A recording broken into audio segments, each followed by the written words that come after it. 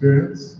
Teresa creates bespoke, high-quality garments, known for her elegance, and she's also known for her innovation. She also runs multiple business ventures, showcasing her versatility and entrepreneurship. As a member of the Rotary Club of Victoria, I wish I was saying Rotary Club of Victoria. Teresa actively contributes to community development projects, and she's also a member of FIDA-Nigeria. We all know FIDA. That's the Federation of Women Lawyers. Yes, International Federation of Women Lawyers. Yes. And it gives me so much joy to have a personal relationship with this lady. She stepped into Rotary Club of Ikoyi first, and then she joined Rotary Club of Victoria for reasons best known to her. Could you all please put together? She'll be treating today the topic resolving property disputes through mediation and negotiation. Lastly, before we give her a round of applause, Teresa, surprisingly, is a daughter to Simon Osime of the Rotary Club of Festac Connection. Could we all please put together? Teresa, okay. Thank you very much. All protocols duly observed. My district governor is my thank you, my chairman. Thank you. For me, this topic is very, very personal to me. When I say personal, it's personal. And when my chairman called me up and he said I would be doing this, I was happy to do this because when I say personal, it's personal. Because in my family right now, there's conflict because of property. Uncle is fighting auntie, auntie is fighting uncle. And for the past 10 years or even more, maybe I was in 100 level. I have not spoken or seen my cousins. I have not spoken or seen my aunties. And so that's why I am here to deliver this lecture, and I also want us to pay attention and learn. Not only just learning, but also learning the aspects of the law. And sometimes we'll ask ourselves, why am I bringing law into this? I know when we have issues, because this is going to be an interactive class, because she has already paved the way for us. So I know when we have issues, where do we run to?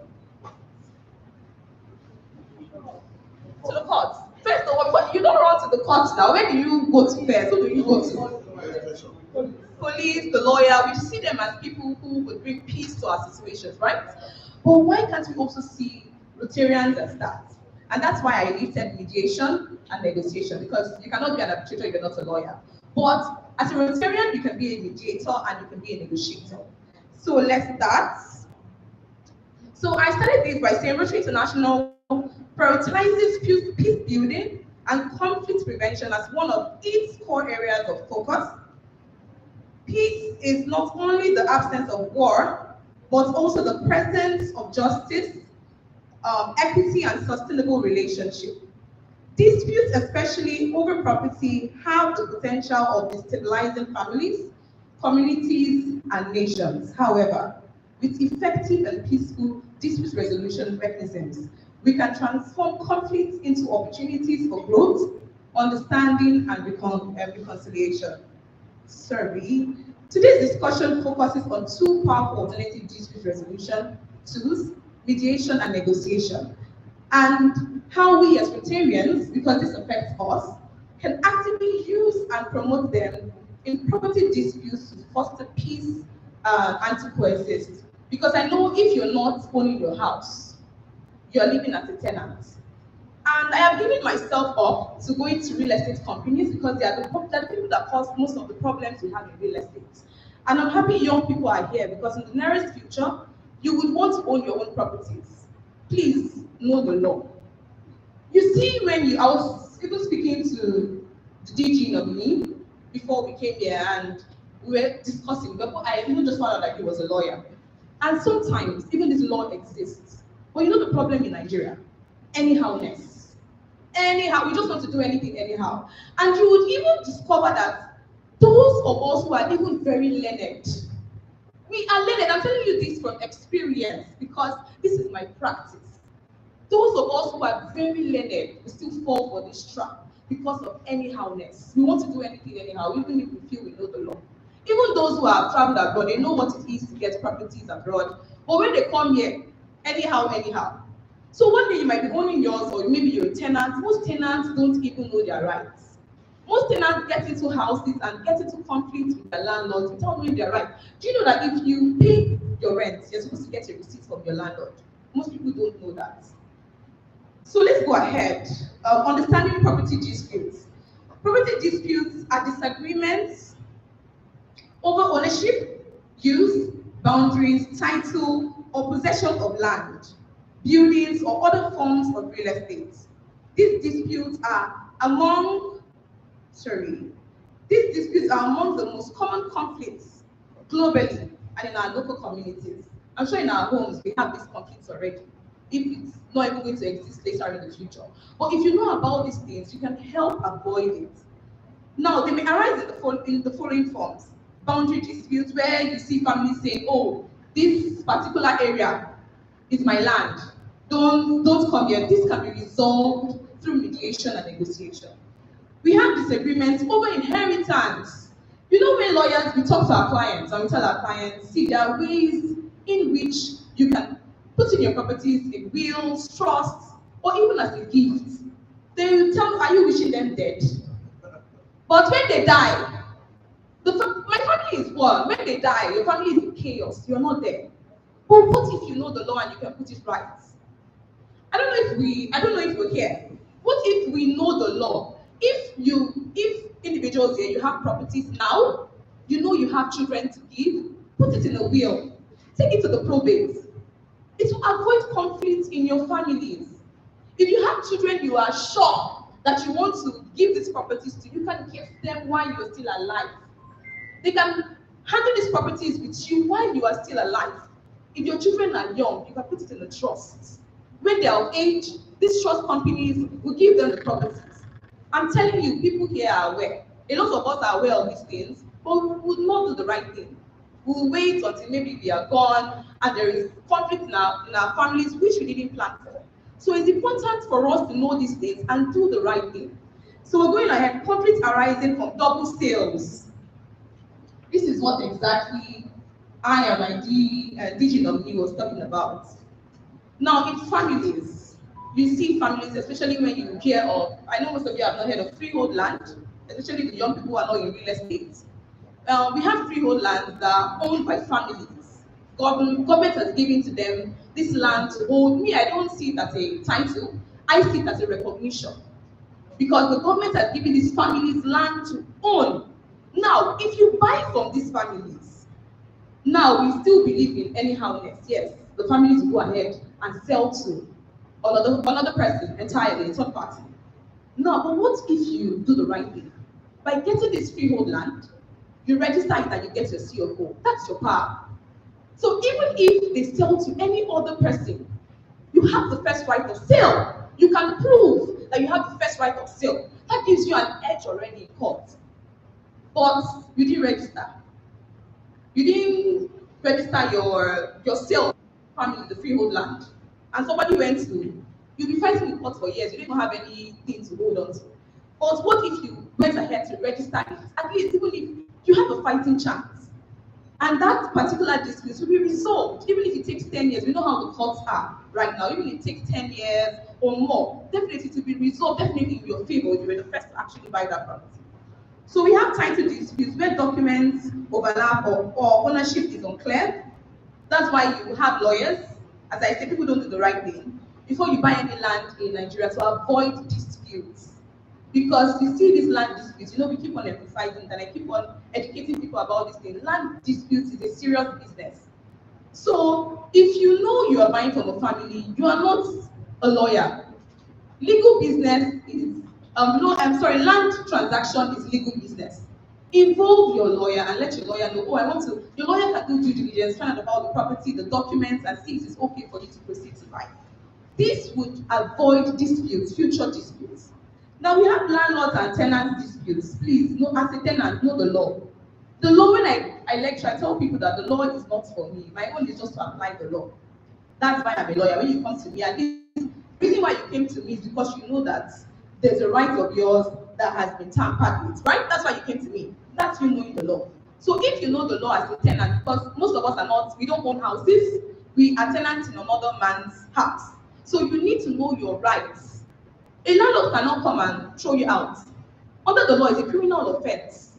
You know when you say criminal offense, you say fine or you go to prison. It's just like for his case. I'm sure he's not lawyer.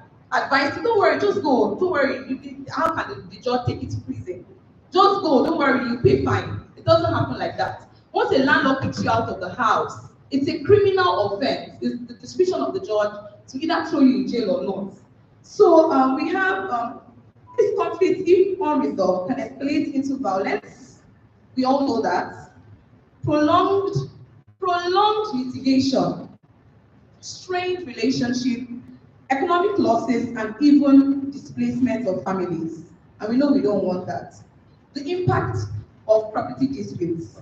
Unresolved property disputes can have devastating consequences. Families can break apart when siblings, cousins, or relatives quarrel over inheritance or land.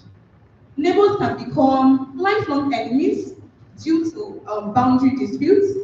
Communities can engage in violent clashes over communal land, like we see in Delta states. Business relationships can collapse when commercial property transactions fail. Economic activities in a disputed area slow down or completely stop. Court battles can drag on for years, draining financial and emotional resources. This is why Rotary's focus on peace building should naturally extend to encouraging alternative, peaceful means of resolving property disputes. Now we go to the question, what is negotiation? Negotiation is voluntary, please, the word voluntary. Voluntary, that means both parties have agreed to negotiate. Process, where parties involved in a dispute communicate directly to reach a mutually acceptable agreement. It's the simplest and most common form of conflict resolution.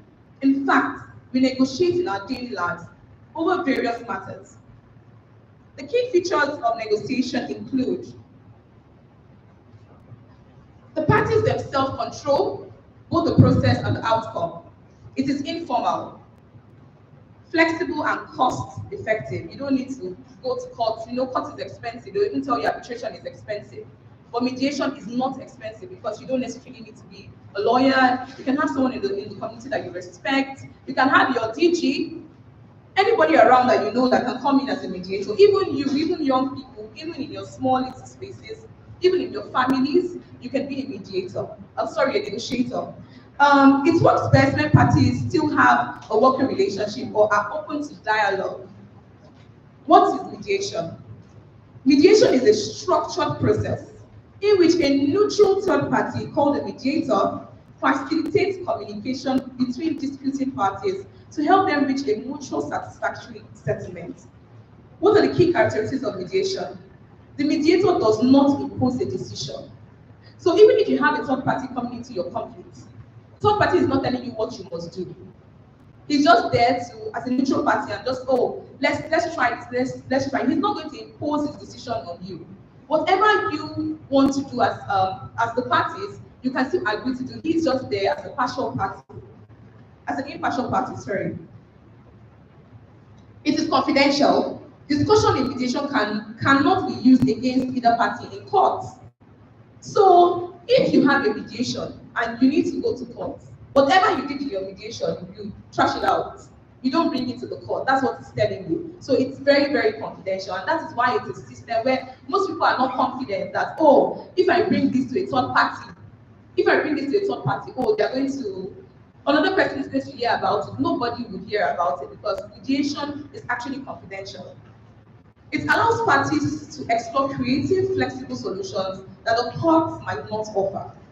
It empowers parties by giving them control over the outcome. Why use mediation and negotiation in property disputes? There are several strong reasons why mediation and negotiation are ideal for resolving property disputes. One, they save time and money compared to lengthy court cases. They preserve long-term relationships, especially in families or between neighbors. They are confidential, protecting sensitive family or business information. They offer flexible and creative solutions that courts are not empowered to provide. They empower parties by allowing them to participate directly in crafting their own agreements. They reduce community tension and violence, promoting lasting peace. Skills Rotarians need to facilitate mediation and negotiation. As Rotarians interested in promoting peace, we can play a vital role in encouraging or even facilitating these processes.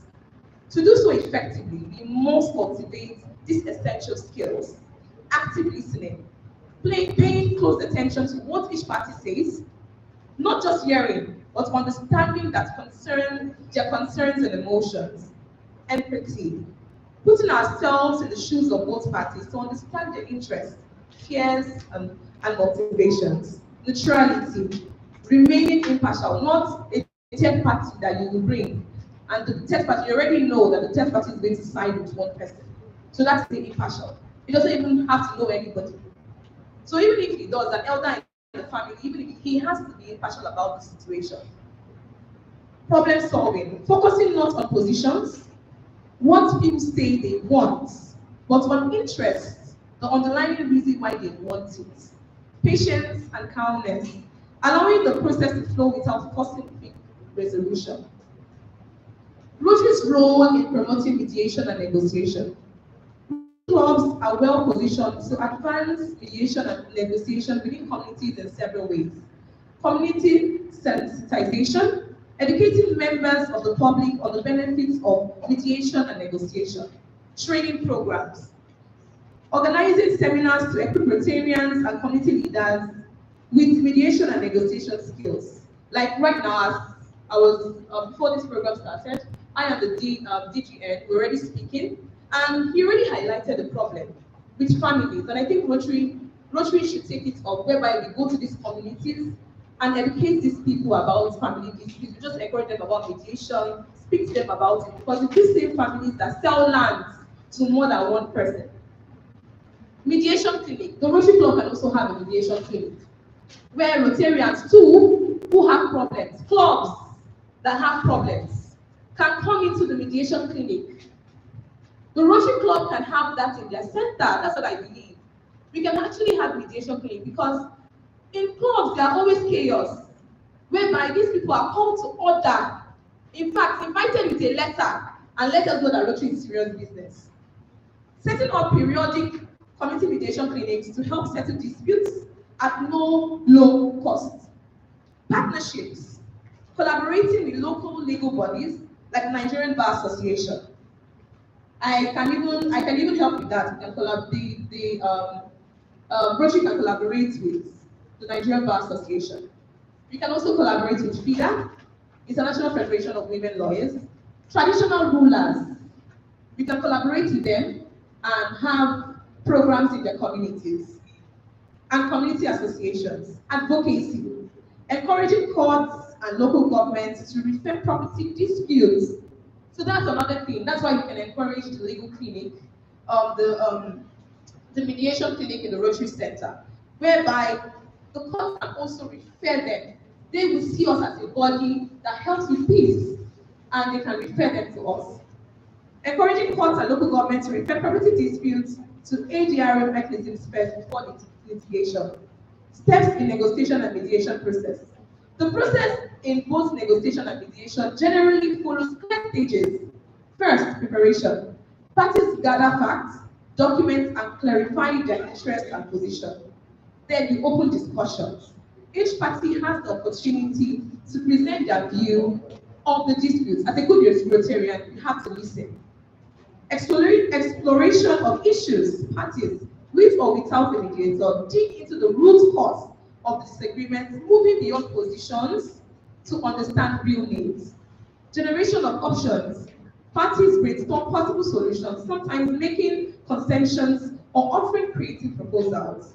Agreement. Once a mutual agreement solution is reached, it is documented in writing. 6. Implementation. Parties carry out the agreed terms, ideally, with a mechanism for promoting compliance. Examples of Rotary-led, also, I don't think we need that. Challenges and how Rotarians can overcome them. ADRO, like any process, comes with challenges. Here are common ones, along with strategies we can use. Cultural resistance. Some communities prefer litigation or violence. Rotarians can involve respected communities leaders to endorse ADRO. Legal complexity. If disputes involve complex legal issues, Rotary can invite legal professionals to guide the process. Lack of documentation. If ownership documents are missing, Rotary can help organize joint surveys and assist in formalizing agreements. Power imbalance. If one party is weaker or less informed, Rotary mediators can ensure their voice is heard and their interests protected. Deadlocks. If talks stall, mediators can hold private sessions with parties, caucusing, or suggest bringing in additional experts. My conclusion. Mediation and negotiation are not just legal tools, they are expressions of Rotary's core value of service, peace building and conflict prevention. Through these approaches, we can preserve relationships, promote justice, and foster stronger, more harmonious communities. As Rotarians, let us commit to becoming ambassadors of peace, using these tools to transform disputes into opportunities for understanding and unity. My closing thought is, in the middle of every difficulty lies an opportunity. This was said by Albert Einstein. Let's see property disputes not as obstacles, but as opportunities to build bridges, strengthen families, and foster sustainable peace through mediation and negotiation. Thank you.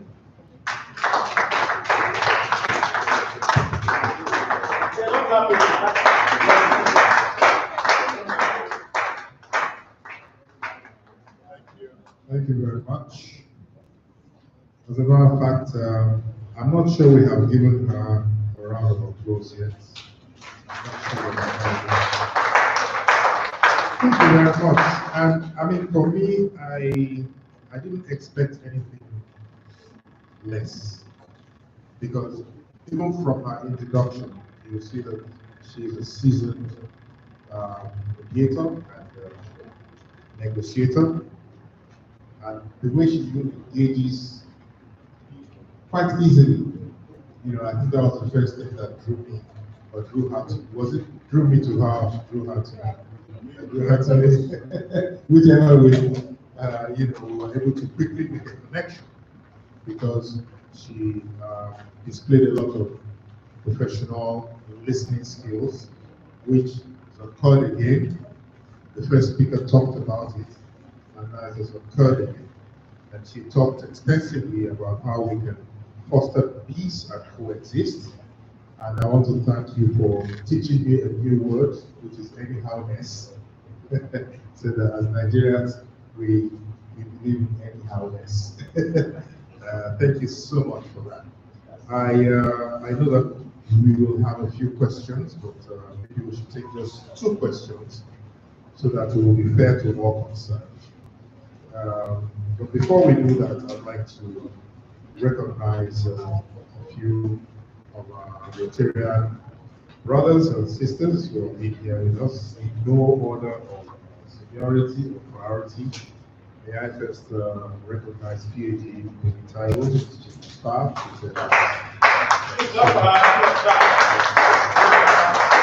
Sitting right next to her is my own president. She handed over presidency of the club, that's the club, Rotary Club of Ikoyi. Very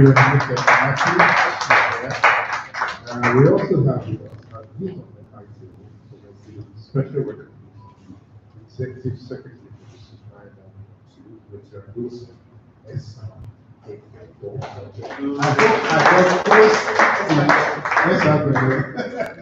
I tried. Thank you. And we also have from the Ikoyi family, Rotary District. Yeah, you're welcome. I also want to recognize Rotary District. And we have in the house a universal Rotarian. We are not sure whether he's a member of Rotary Club of Ikoyi or Rotary Club of Malta. When you say kitty bay, you know that's a Rotarian joke. Okay. Thank you so much for coming. So we'll take 2 questions now. And could we make the questions? Let's have them as questions, not as narratives. Okay. So 2 people will ask questions from the last one. Any 2? Yeah. Okay, gentlemen. Please introduce yourself first, and then a brief question. Good evening, everyone. My name is Ismail Hassan Alatunji from the Rotary District of Ikeja. Thank you very much for the presentation. My question is for youths.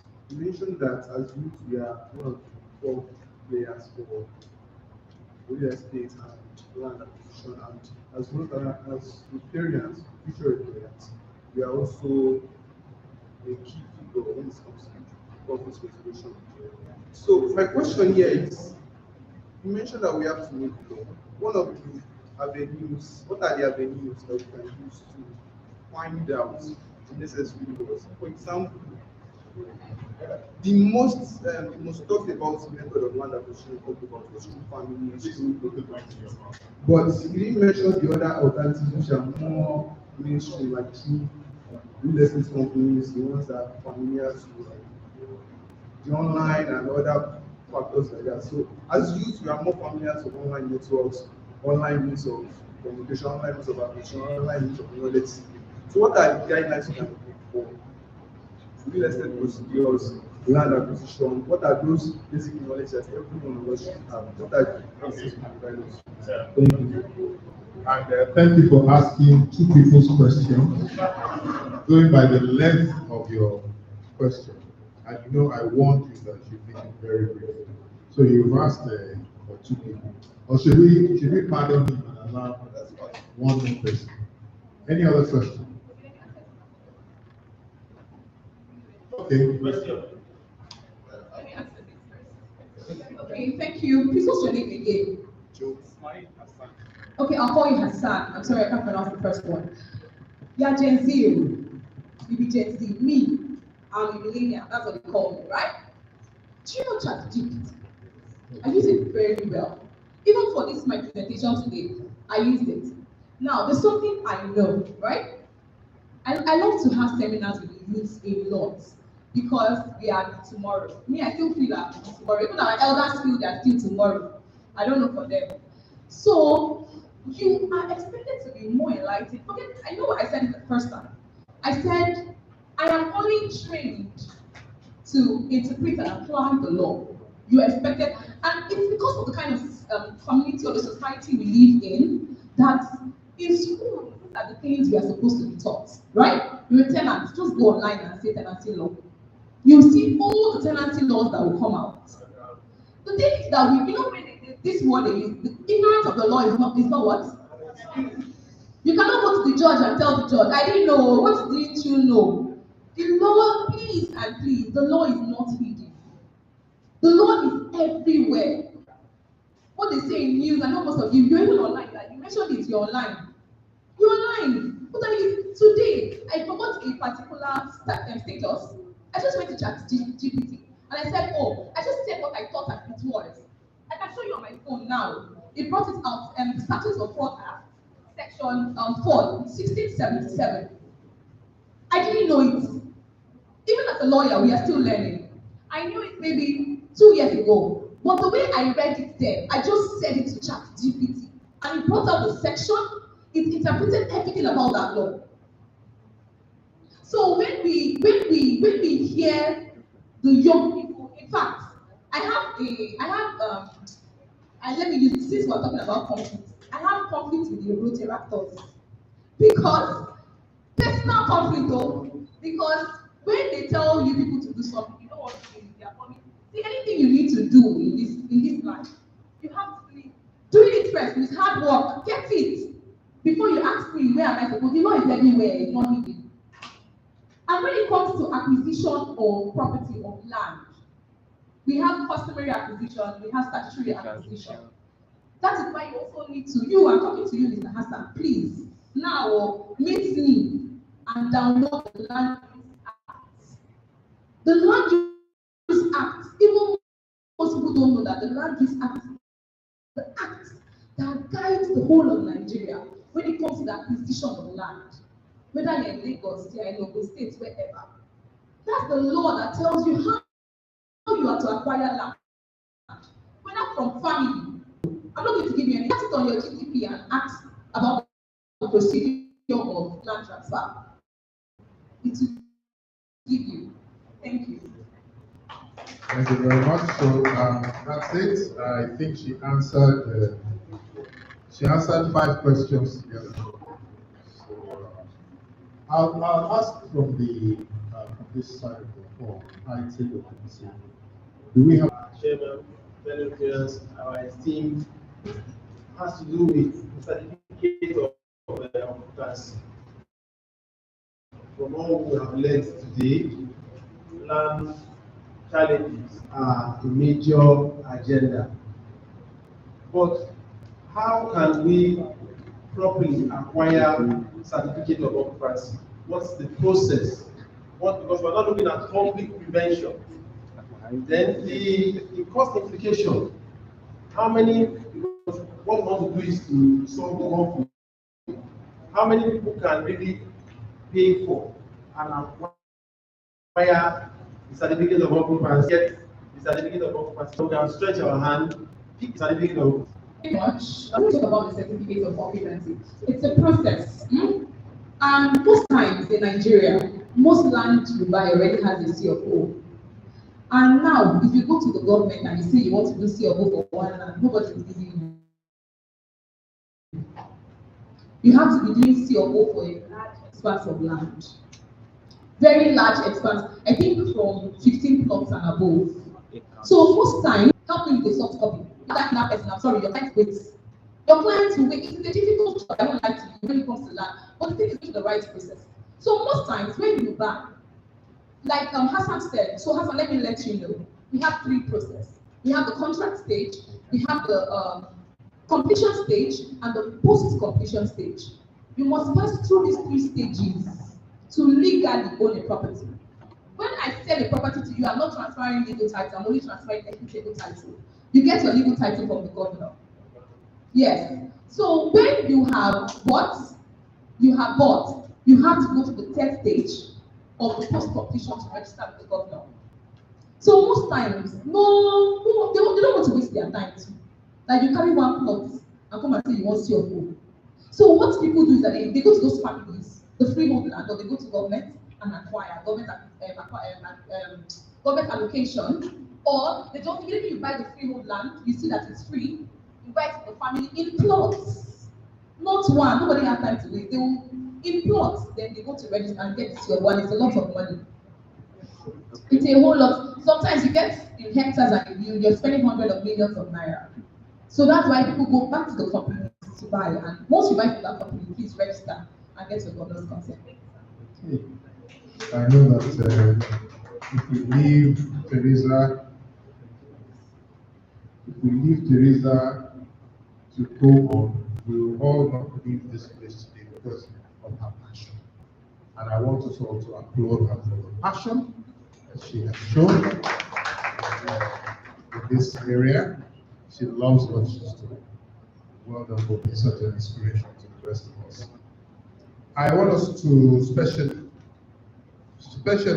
recognize one of our good friends in the house from the media. She's from the Vanguard newspapers. Ladoke, unlike she's here with us. Please let's thank her for coming. That guarantees us that we shall be seen. So at this point, I think we should invite the chairman of the committee to kindly step out and give us a few words before we now go into the awards of appreciation. Yes, please. Thank you. Welcome, the chairman.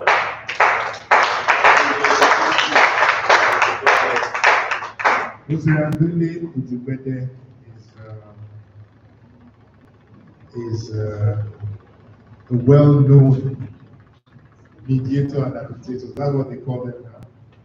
He's a lawyer, and he has done a lot in the area of sorting out knotty issues, especially at our club level, at the Ikoyi prisons. He has been able to take the matters of some people who believe that their matter is hopeless.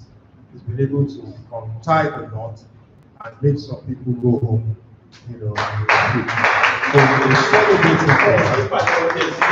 today he is chairman of this committee. We'll take a few words from him and then we'll do the appreciation. Thank you, Elsie. My DTM, fellow Rotarians, the speakers, and the guests.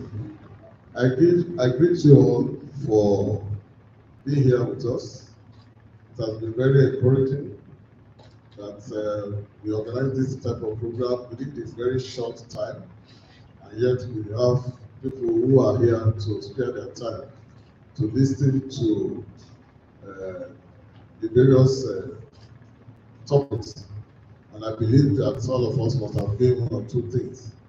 The issue of conflict, peace and conflict in the world today is a common word that people read about every day in the newspaper. You see, there are conflicts in the world between countries and countries, between families and families, even between associations, even within associations, and even within clubs. We've had opportunities to resolve conflict between clubs in the past, and we have also had the opportunity of resolving conflict between Rotarians. And I'm happy that this topic is a topic that is of interest to every one of us. I believe that all of you that have listened patiently will have been one or two things, particularly the students who, by coincidence, happens to find themselves in this environment at this moment. Then, with regard to the issue of properties, this is something that also concerns all of us. Once you become an adult, one of the characteristics of adulthood is to own one property or the other. Even as a tenant, you are a property owner, because within the time you are paid for that rent, you own proprietary interest in that property, until your tenancy expires. And that's why your landlord must give you proper notice. If your landlord fails to give you proper notice and he decides to rush to court without doing the foundational things, I can tell you that you can use that house for the next 3 years free of charge. Because by the time the matter is finally heard, you will now be told that, sorry, you didn't issue proper notice. So go and begin again so that you can properly terminate. So, and when you're buying property too, you have also learned from one of our speakers that when you buy a property, you have only acquired equitable interest. You understand? The meaning of that is that you are an interested person in that property, you have paid money, you have equity in it. For that your equity to now mature to legal interest, the government's signature must appear, and then it becomes a legal title. Your equity alone cannot make your property threshold loan from the bank. If you take a property, document to the bank, where there is no government consent, they say, sorry, we cannot advance loan, because if you fail to perform, they are not sure of the government. But when it is registered with the government's consent, and they can go to announcer and search your name and see your name, then they can give you their money, because they know that if you run away, they will recover the property. So I'm happy that all of us have gained one or two things. I appreciate my PhD, Ikeja-GRA, who promised us to be here and actually made it. I also appreciate my DTM, who gave his assurance that he will be here with us and he has been with us from the beginning. I also appreciate the DG in absentia. So though he took permission, that there are some other people waiting for him that will come and join us. So I appreciate my MC, who is our permanent Rotarian and the great mentor of Rotarians. Within Rotary, we also have people who are mentoring Rotarians. He's one of our great mentors. We really appreciate it. God bless you all. Thank you. So please, so that you will not have to go up and down, could you just, yes. Yeah, there's much to do. I also forgot that he's a liar. Sorry, he's a lawyer, and I gave him the microphone to speak. So at this point, I want to recognize and thank, even before the chairman of the committee does so, the members of the committee who put all of this together. My fellow Rotarian here, I'm sorry, your name. Well done, well done. I'll ask. Oh, Rotary Club of Parliament. Yes. So, thank you so much. I know that you have been of great support to this initiative. So there we are. At this point, I would invite our DGN to kindly come and join us here, because in a minute we will be doing some appreciation, presentation of flags of appreciation to our speakers. First up, I will call on the young lady, all the way from Missouri, yes, the United States of America. Happy to have you. Kindly come forward.